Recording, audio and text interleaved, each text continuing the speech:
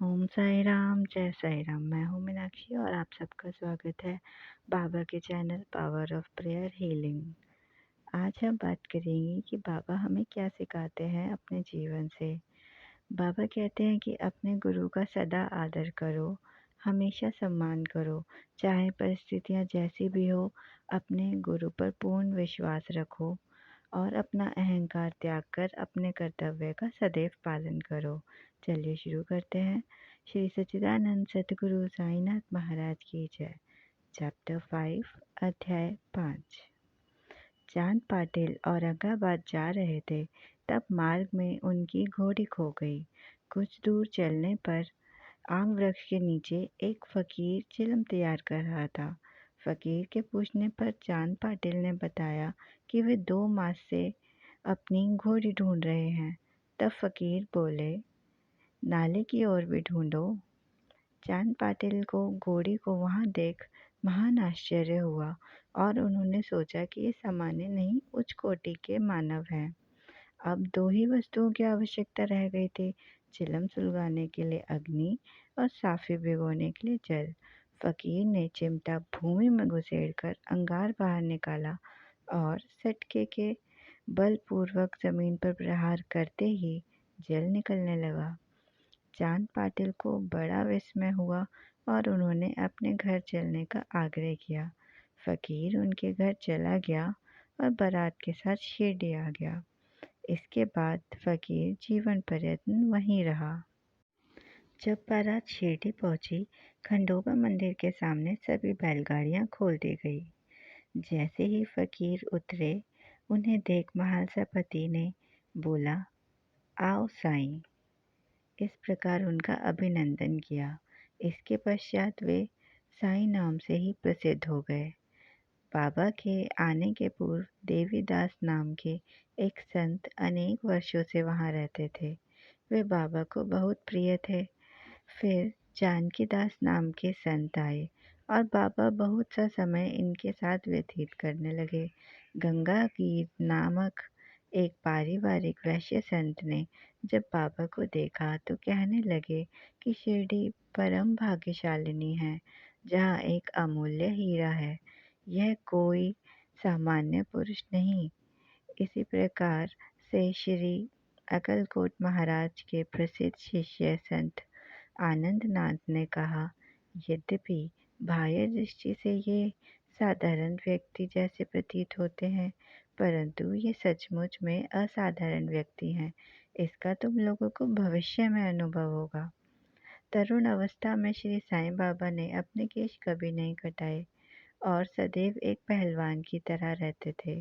वह राहता से कुछ दूर से पौधे लाते और भूमि में लगाकर खुद ही सींचते थे।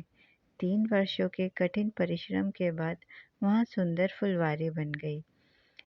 श्री अक्कलकोट महाराज के एक भक्त, जिनका नाम भाई कृष्णा जी अलीबागकर था, उनके चित्र का नित्य प्रति पूजन किया करते थे।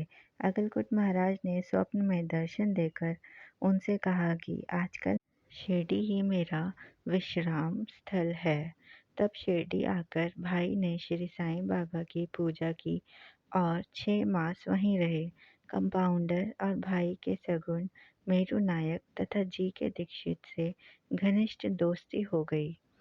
इन लोगों को विचार आया कि क्यों न नीम वृक्ष के नीचे पादुकाएं स्थापित की जाएं। पादुकाओं की रूपरेखा बना के उपासनी महाराज से सुधार करवाए गए और एक श्लोक भी रचा, जिसका अर्थ है, मैं भगवान साईनाथ को नमन करता हूँ, जिनका सानिध्य पाकर नीम वृक्ष कटु तथा अप्रिय होते हुए भी अमृत वर्षा करता था। पादुकाएं बंबई में तैयार कराई गईं और कंपाउंडर के हाथ शिरडी आ गई। उनकी स्थापना श्रावण की पूर्णिमा के दिन की गई। इस दिन प्रातःकाल 11 बजे जी के दीक्षित उन्हें अपने मस्तक पर धारण कर खंडोबा के मंदिर से समारोह और धूमधाम के साथ द्वारका माई में लाए। बाबा ने पादुकाएं स्पर्श कर कहा कि ये भगवान के श्री चरण हैं, इनकी नीम वृक्ष के नीचे स्थापना कर दो। स्थापना में कुल 100 रुपये व्यय हुए, जिसमें से पारसी भक्त ने 25 रुपये का मनी ऑर्डर भेजा और 75 रुपये चंदे द्वारा एकत्रित हुए। भाई कृष्णा जी पादुकाएं की स्थापना के बाद बाबा से अक्कलकोट जाने के लिए आज्ञा मांगी।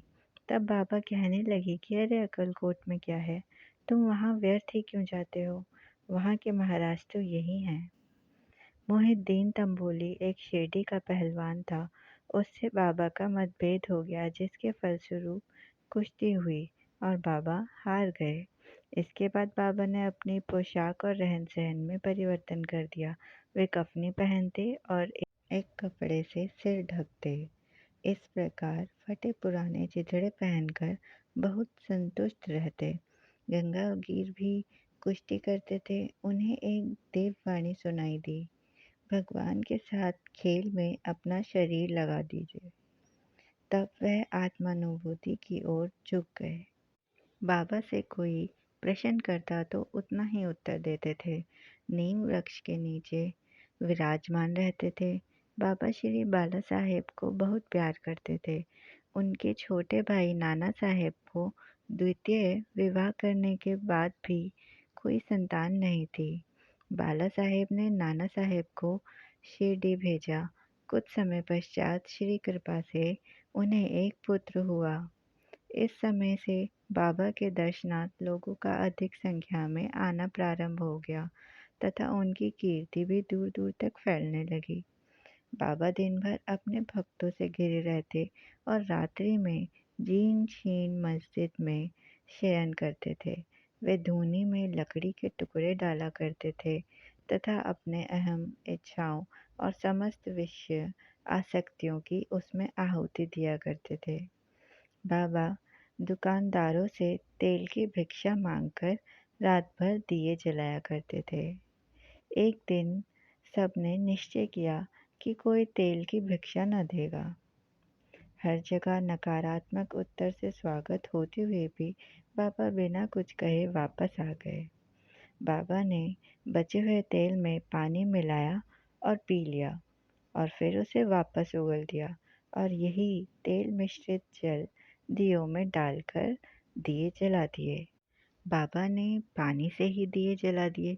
यह देख बनियों को बहुत दुख हुआ और क्षमा मांगने आ गए। बाबा तो मोम से भी कोमल हैं, उन्हें क्षमा कर हमेशा सच बोलने को कहा।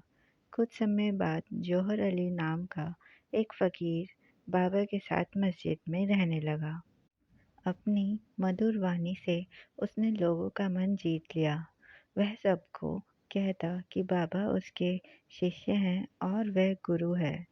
इतना योग्य शिष्य और अयोग्य गुरु होते हुए भी बाबा ने उनका कभी अनादर नहीं किया और शिष्य होना स्वीकार कर लिया। वे दोनों राहता में ही रहते और बाबा के भक्तों का उनका दूर रहना अच्छा नहीं लगता था। बाबा के भक्त बाबा को वापस लाने के लिए गए और कुछ वाद विवाद के बाद यह निश्चित हुआ कि दोनों शिरडी आकर ही रहेंगे। शिरडी के लोग जौहर अली को देवीदास के सम्मुख ले आए। देवीदास विद्वान और तीक्ष्ण बुद्धि के थे। जौहर अली बुरी तरह हारे और शिरडी छोड़कर चले गए। जौहर अली अनेक वर्षों बाद शिरडी वापस आया और बाबा की चरण वंदना कर बाबा से क्षमा याचना की। बाबा ने हमें कितने सुंदर तरीके से बताया कि बिना अहंकार के किस प्रकार कर्तव्यों का पालन करना चाहिए। ओम साई राम, जय साई राम।